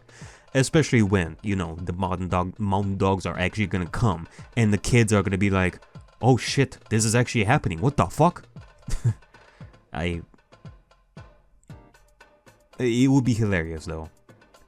Like, what if scenario where the kids are never gonna be wise about this sort of stuff, and they think that this is all just for the manga.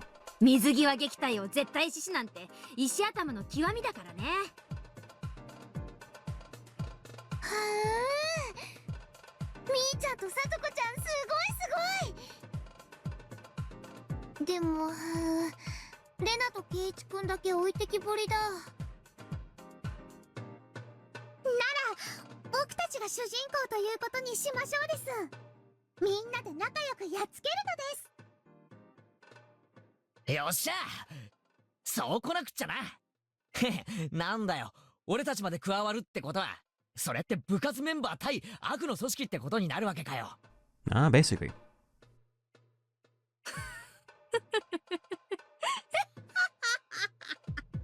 どんな悪役だか知らないけど、その悪役たちはついてないよ。どの程度の手勢か知らないけど。正面からぶつかり合うならいざ知れず、私たちに血のりを使わせちゃったらこの村じゃ勝てないよ。Hinamizawaで私たちに勝とうと思ったらオーバーロードクラスの大作戦が欲しいところだからね。もっとも我が部ならそれすら撃退するけどさ。In fact, if there is a situation where we're gonna confront Okonogi like somewhere during a fight, I do have like the perfect line to deliver to them. Neon laughed, and everyone nodded along. I just hope that I'm actually gonna remember that. Amazing. I'm starting to think that if we try our best, we can defeat even the mountain dogs. If we fight directly, we'll be taken down immediately even if we use a surprise attack. But if we set up traps, and if we have enough of them, who knows? ね、リカ。みんなはとっても頼もしいのです。